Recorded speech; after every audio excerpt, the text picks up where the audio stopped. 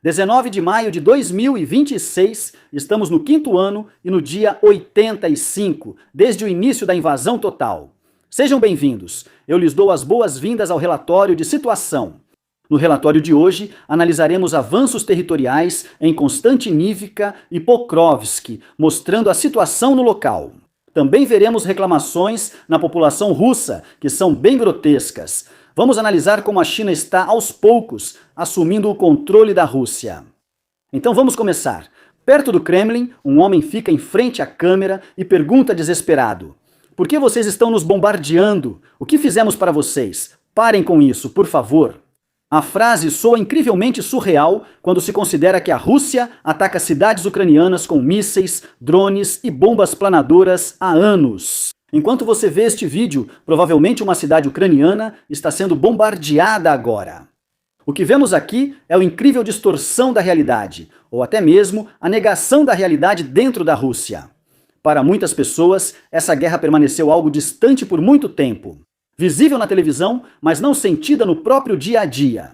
A destruição de Kharkiv, Dnipro, Kiev ou Odessa era consumida como uma notícia de outro mundo. Como algo que acontece muito longe, sem a própria participação ou culpa. Como algo que simplesmente não pôde ser evitado. Agora, de repente, drones aparecem sobre Moscou, aeroportos são fechados, instalações industriais pegam fogo e explosões acontecem ao fundo do Kremlin. E quanto às perdas, a economia em queda, nem precisamos falar das perdas, que estão se espalhando exatamente neste momento, algumas pessoas estão reagindo com verdadeiro choque. Como se a guerra tivesse chegado até eles de forma inesperada, embora a própria Rússia tenha começado tudo isso. Eu me pergunto se ele sabe disso. Isso também explica por que a liderança russa reage de forma tão incrivelmente sensível a ataques em seu próprio território. Não por danos financeiros ou militares, mas porque isso quebra a ilusão mais importante de todas para essas pessoas. A ideia de que a Rússia pode travar uma guerra sem que a própria sociedade realmente a sinta. Em Stovo, na região russa de Nizhny Novgorod, instalações industriais foram mais uma vez atacadas por drones ucranianos, e desta vez uma refinaria também foi atingida. Atingiu a instalação Lukoil Nizhny Novgorod Nefteor. A refinaria foi fundada pelo grupo de Nizhny Novgorod. Segundo relatos, várias explosões puderam ser ouvidas. Em seguida, um incêndio começou no local. A refinaria é uma das principais instalações do grupo Lukoil, por isso o ataque é relevante.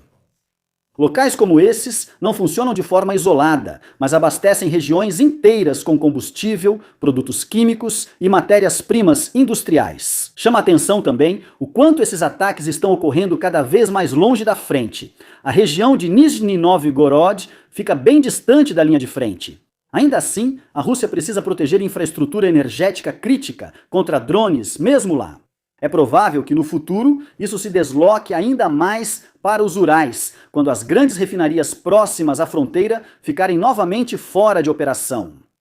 Imagens recentes de drones em Konstantiníivka revelam a destruição a cerca de 20 quilômetros da linha de frente.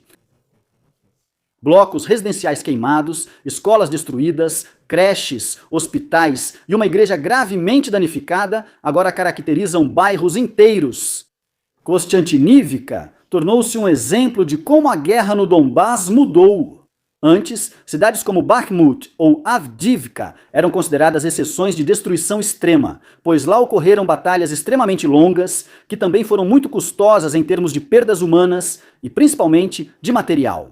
Hoje, esse padrão se repete ao longo das próximas linhas de defesa mais a oeste. Não é por acaso que a cidade seja tão afetada. Konstantiníivka fica logo atrás de vários trechos importantes da linha de frente e há muito tempo serve como um centro logístico militar para as operações ucranianas no centro de Donbás. Por isso, a cidade sofre constante pressão russa, com ataques de artilharia, bombas planadoras e drones, seguindo o lema: "O que não posso conquistar, destruo."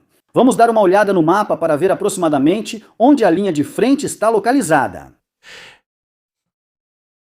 Esta é a área vermelho escura, recém-conquistada pelos russos. Eles não controlam todos os prédios na área marcada em vermelho escuro, mas a presença russa aqui é extremamente forte. Por isso, marquei essa região em vermelho escuro. Eu presumo que há relativamente poucas unidades ucranianas aqui, que, em comparação com as russas, estão obviamente em desvantagem.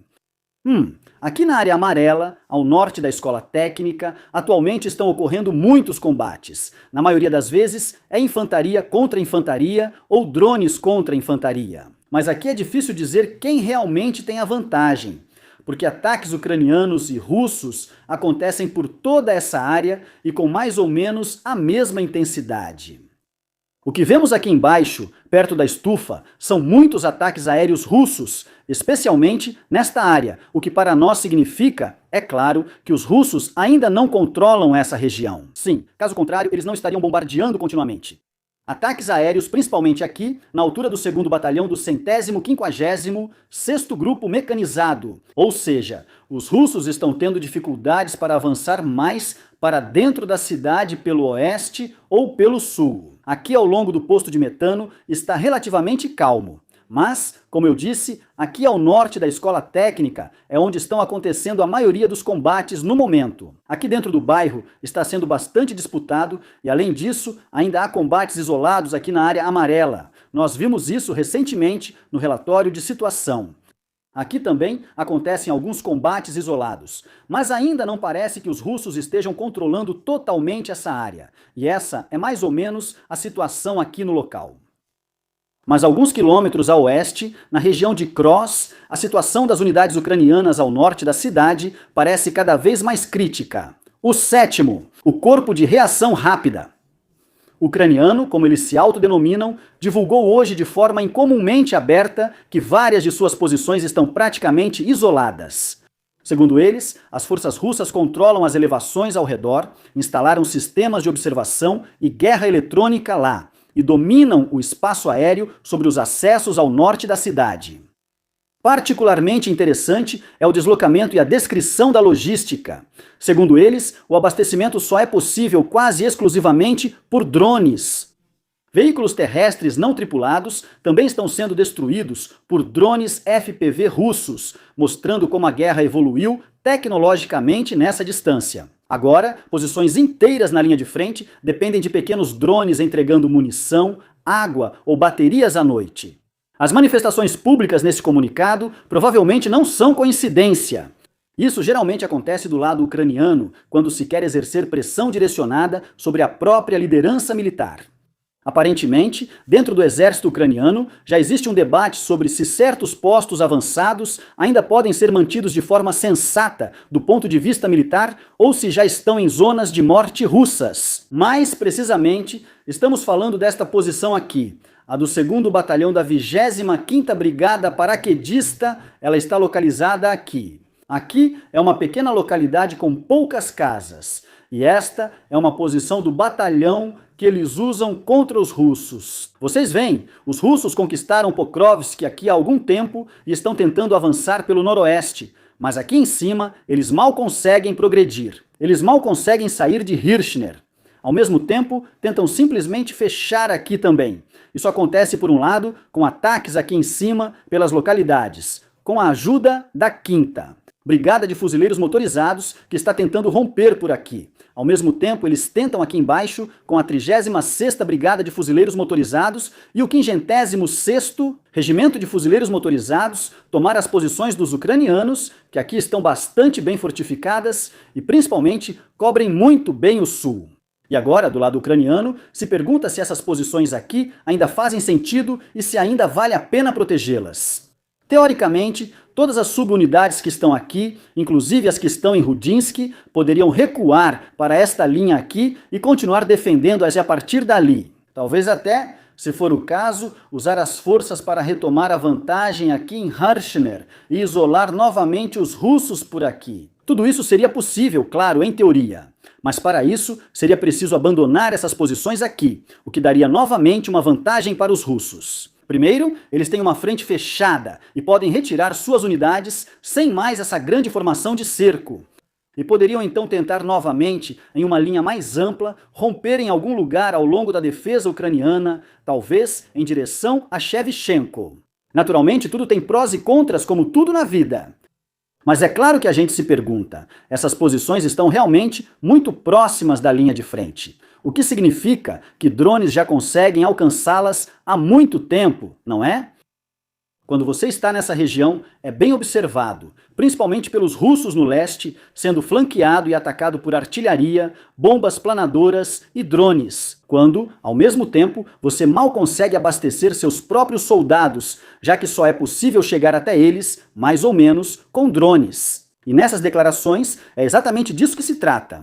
Porque o argumento central era que a guerra moderna com drones torna a defesa estática em posições ruins extremamente custosa em termos de perdas. Quem permanece em posições abertas ou já conhecidas acaba sendo lentamente destruído por drones FPV, reconhecimento de artilharia e também por observação aérea constante. E é exatamente isso que parece estar acontecendo aqui, ao norte de Pokrovsk. A Rússia, aparentemente, está tentando menos um ataque frontal rápido a partir da cidade e mais a criação de um bolsão de fogo controlado. O controle de elevações, guerra eletrônica e o domínio de drones FPV tornam os movimentos ucranianos mais perigosos. E, ao mesmo tempo, algumas das bases ucranianas têm um significado operacional. Pois é especialmente interessante também aqui nesta área, sobre a qual já falei antes. Até mesmo uma pequena faixa de floresta ou um único campo pode ser decisivo aqui para atrasar os avanços russos ou manter abertos os acessos essenciais à aglomeração. Sim, e Pokrovsk, e principalmente nesta área, tudo isso aqui parece cada vez mais um prenúncio da próxima fase da guerra no Donbass. Menos avanços clássicos com tanques e mais áreas de defesa sufocadas por pressão constante de drones e controle. Tudo isso tem um custo, inclusive para o lado russo. É isso que vemos aqui, porque a Rússia segue enviando o seu próprio povo para a morte certa. Todo verdadeiro pró-russo, e com isso não me refiro a algum zé-blogueiro ou alguém que apoia a guerra aqui, mas sim a todo verdadeiro pró-russo. Porque quem apoia essa guerra pelo lado russo não é pró-russo. Essa pessoa não ama seu país nem seu povo. Porque essa pessoa deveria fazer de tudo para que essa guerra termine o mais rápido possível, para que a Rússia e seu povo possam se recuperar disso. Vou mostrar o que quero dizer ao afirmar que o povo russo está sendo sacrificado por poucos metros diários. Vejam, um soldado russo corre em um campo minado já conhecido. À sua frente já estão 3 companheiros caídos. Ao lado dele também pode haver um. Não consegui as identificar exatamente, mas com certeza há 3 mortos à sua frente que eu censurei aqui. Por que a guerra acabou para esses 3? Bem, porque eles entraram em um campo minado. Isso significa que os russos precisam estar cientes de que há um campo minado ali. E mesmo assim, ele manda o próximo subordinado para limpar ou desarmar o campo minado. Por quê? Porque para o líder do grupo, para o comandante da companhia, para o comandante, para o Ministério da Defesa e para o Kremlin, não importa se o próximo russo vai pisar na próxima mina. Porque mesmo que ele morra nisso, pelo menos ele limpou uma mina e o próximo soldado não vai mais poder pisar nessa mina. Me pergunto quantos ainda terão que passar ali até que o campo minado esteja limpo e o primeiro atravesse sem se ferir. É isso que quero dizer. Sempre que leio que o Kremlin faz algo bom para a Rússia, com essa guerra, vitória para a Rússia e tal, precisamos mostrar imagens como essas para essas pessoas. O vídeo correspondente você encontra no meu canal do Telegram. No YouTube, obviamente, não posso mostrar isso para você. Vamos continuar nesse assunto, porque a Rússia não está apenas traindo suas próprias unidades, mas também está vendendo o próprio país. Putin declarou que Rússia e China estão prontas para se apoiar mutuamente em questões centrais, especialmente na proteção da soberania. Para o exterior, isso soa como um sinal de uma parceria estratégica estreita, mas, na verdade, também mostra o quanto a Rússia se tornou dependente da China.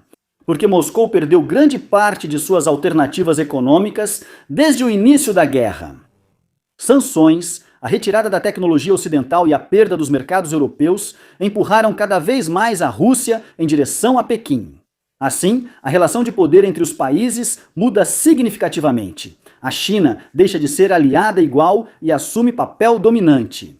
A Rússia necessita de mercados, eletrônicos, componentes industriais e estabilidade financeira. A China decide em quais condições e se deseja conceder esse apoio, e é exatamente aí que reside o problema estratégico para o Kremlin. A Rússia buscava ser uma superpotência independente, mas está virando cada vez mais fornecedora de recursos para a China. Quanto mais longa a guerra e mais isolada Moscou, maior será a influência de Pequim na economia e na política externa russas. Para a China, isso é absolutamente ideal. Não poderia ser melhor para ela, pois Pequim recebe recursos baratos, influência geopolítica e um parceiro enfraquecido que tem cada vez menos margem de negociação.